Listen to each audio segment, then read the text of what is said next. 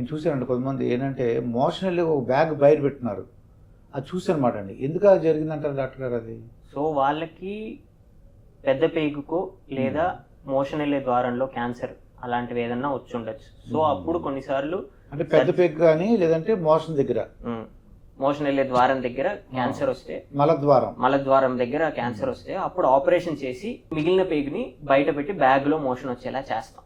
So వాళ్ళు life మామూలుగా బతకచ్చు, at the same time cancer treatment రెండూ అవుతాయి వాళ్ళు.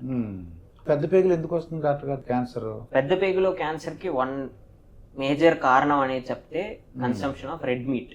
రెడ్ మీట్ అంటే మటన్, బీఫ్, పోర్క్ అలాంటివి తినడం వల్ల కోలాన్ క్యాన్సర్ ఎక్కువ వచ్చుద్దని రీసెర్చ్ లో కూడా ఉంది.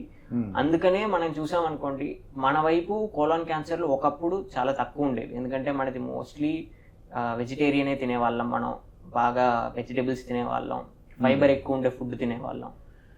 అదే ఫారిన్లో వాళ్ళు ఎక్కువ ఎప్పుడో చిన్నప్పటి నుంచి మీటే ఎక్కువ తింటారు. అందుకని ముందు వెస్ట్ ఫారిన్లో కోలాన్ క్యాన్సర్ చాలా ఎక్కువ ఉండేది, ఇండియాలో చాలా తక్కువ ఉండేది.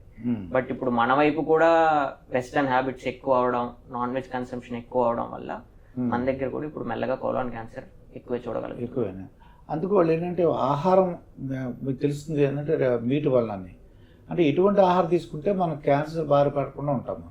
సో పేగు సంబంధించింది అయితే ఆహారం ఎలా ఉండాలంటే పీచు పదార్థాలు, మంచి ఫైబర్, మునక్కాళ్ళు, ఆకుకూరలు అలాంటివి తిన్నాం అనుకోండి మనకి గట్ హెల్తీగాను. బీరకాయ, సో సొరకాయ, వెజిటేబుల్స్ దాంట్లోనూ పీచు పదార్థాలు ఉండే వెజిటేబుల్స్ ఎక్కువ తిన్నాం అనుకోండి చాలా మంచిది.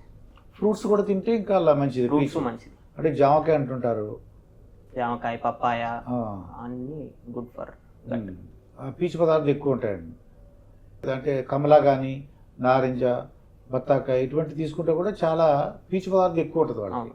నోటి క్యాన్సర్ వస్తుంది డాక్టర్ గారు వాళ్ళకి, అంటే నాలుక మీద అసలు ముందే స్క్రీనింగ్ టెస్ట్లో వాళ్ళకి ఏదైనా సిగరెట్ స్మోకింగ్ అలవాటు ఉందనుకోండి, లేకపోతే ఆల్కహాల్ ఉందనుకోండి, నాలుక మీద వచ్చే క్యాన్సర్ ఎటువంటి లక్షణాలు మనకు ఎలా తెలుస్తుంది? అంటే వాళ్ళకి వచ్చే లక్షణాలు ఏముంటాయంటారు? నోటి క్యాన్సర్, నాలుక క్యాన్సర్ ఏదైనా అనుకోండి, ఫస్ట్ చిన్న అల్సర్ లా స్టార్ట్ అవుద్ది. మనం మామూలుగా ఏమనుకుంటాం, వచ్చింది ఒక వారం తగ్గిపోద్ది, 2-3 రోజుల్లో నొప్పి ఉంటుంది తగ్గిపోద్ది అనుకుంటాం. మామూలుగా వచ్చే అల్సర్ అయితే తగ్గిపోద్ది, 2-3 రోజులు నొప్పి ఉంటే తగ్గిపోద్ది. బట్ అదే ఇది క్యాన్సర్ వల్ల వచ్చిన అల్సర్ అంటే వారాల కొద్దీ తగ్గదు, పెరుగుతూ ఉంటుంది, నొప్పి ఉంటుంది. సో ఏదైనా నోట్లో పుండు కానీ 3 వారాలు కంటిన్యూస్ గా 3 వారాలు మించి ఆ పుండు అలానే మానకుండా ఉందనుకోండి, వెంటనే మీరు డాక్టర్ని కన్సల్ట్ చేయాలి, దాన్ని టెస్ట్ చేసి చూడాల్సి వచ్చింది. అండ్ క్యాన్సర్ ఎర్లీగా వచ్చింది కాబట్టి చిన్నగా ఉన్నప్పుడే చూపించుకుంటే దానికి తగిన సర్జరీ చేయడం జరుగుతుంది.